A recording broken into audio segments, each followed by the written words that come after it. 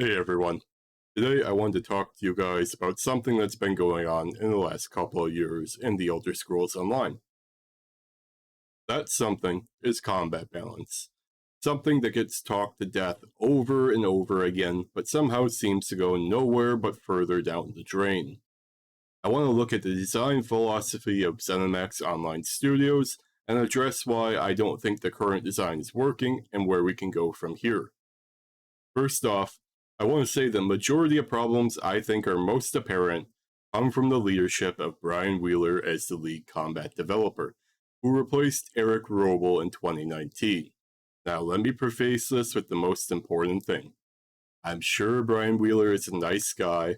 I wish the absolute best for him in his life and endeavors, but objectively, I don't think his philosophy of combat balance for the Elder Scrolls Online is a good thing. So let's keep in mind I may disagree with what he's choosing to do, but I don't want anyone to go harass the dude whatsoever.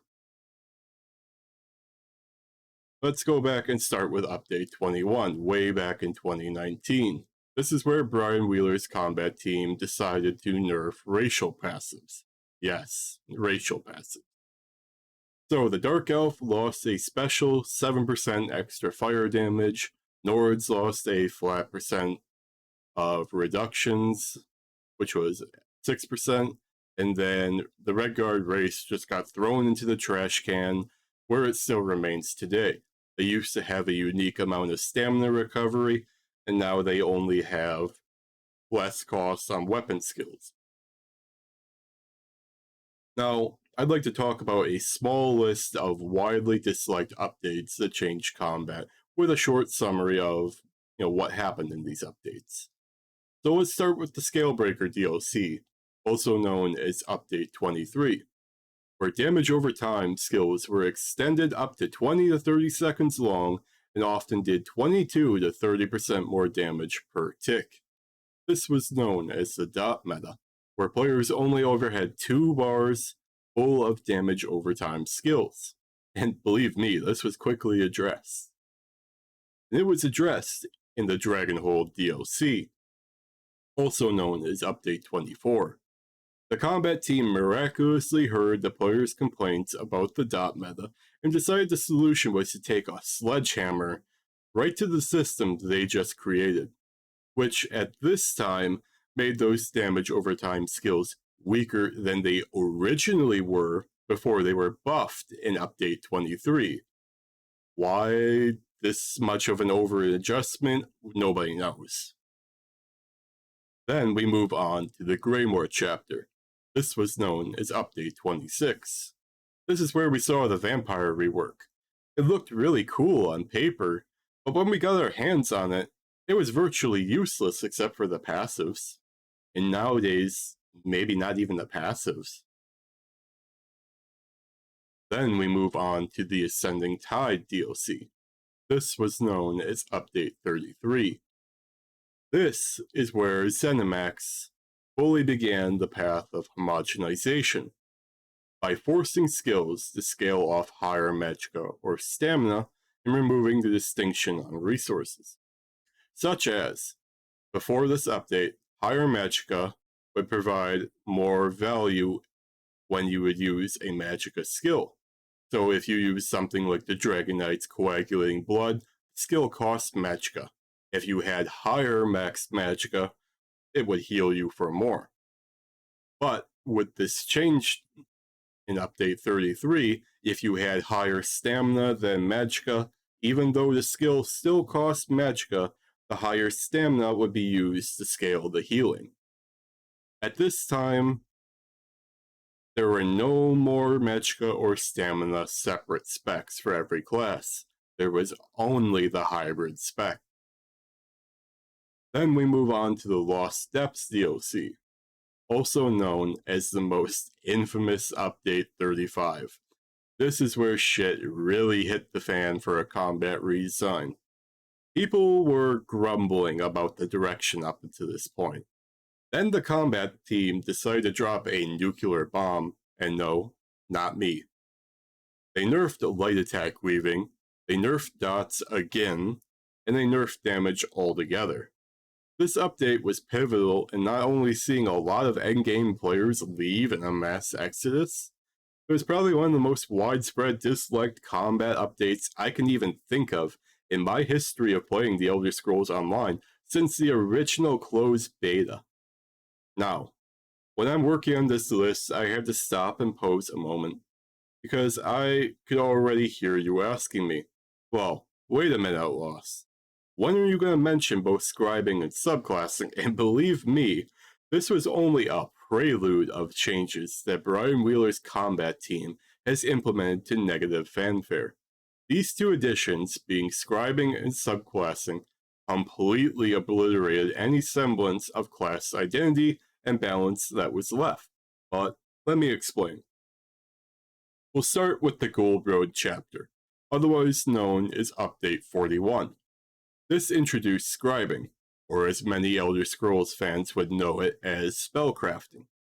It gave you the option to mix and match effects from a series of different grimoires. On paper, this sounds absolutely amazing.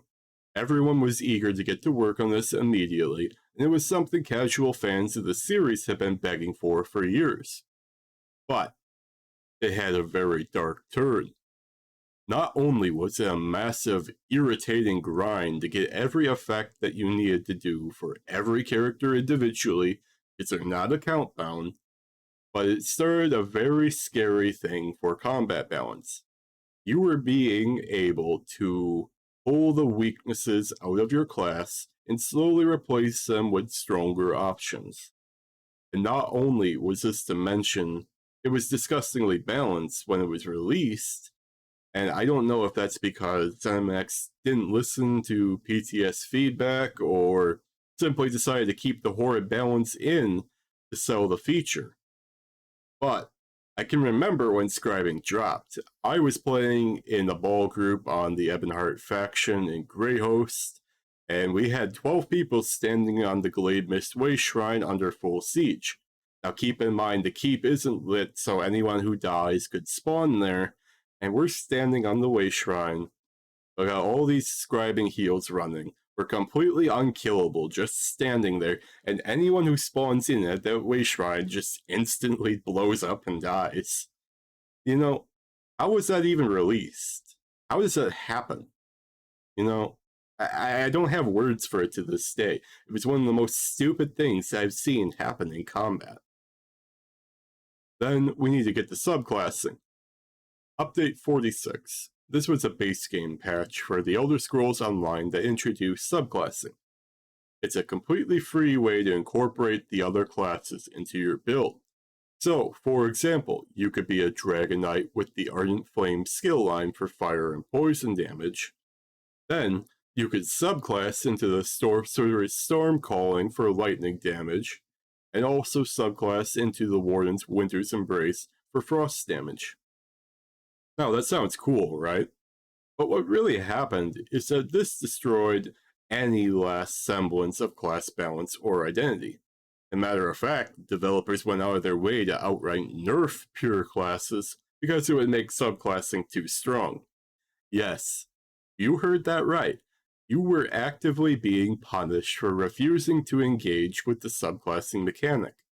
Now, you're going to ask, why is that so bad for combat balance if the feature is cool and awesome? If you're a casual player and you're only doing quests, delves, maybe the occasional world boss or a normal dungeon, you're not going to be affected all that much. You're going to be having great fun with your elemental build or your pet build, and you're not going to notice a difference. However, in veteran communities such as Vet Trials, Vet Dungeons, Solo PvP, Group PvP, Organized PvP, you cannot play without subclassing in a meta-spec max without being a numerical detriment to both yourself and your group. For example, PvPers, it's super common to see a build with all these three skill lines, if not most of them. You'll have the Nightblade's Assassination, the Warden's Animal Companions, and the Sorcerer's Stormcalling. And for PvE, specifically DPS players, I'm sure you're used to Herald of the Tome from Arcanist, Nightblade's Assassination, and Templars still on Wrath. Now, overall, what I'm getting at is there are both setups for PvP and PvE that are so disgustingly overpowered that it becomes a detriment to your performance not to run them at all. And that's where I have to ask the serious question of how the hell did we actually get here to the ZeniMax combat team? Now, we've hit update 48 and there's still no meaningful changes to subclassing. There's been very minuscule, minor tweaks to individual skills, but it's really making me personally wonder what the hell is going on at ZeniMax. I'm at a point with this game where I'd rather tear everything that was built in the last 5 or 6 years down and just start over. The direction of combat in this game is terrible, objectively terrible, and I don't think it's going to be getting any better soon. Now, what do you guys think? Do you agree with me? Do you disagree? Let me know down in the comments. I hope you guys enjoyed this video. If you did, drop a like and even consider subscribing for more content like this. I'll see you in the next video.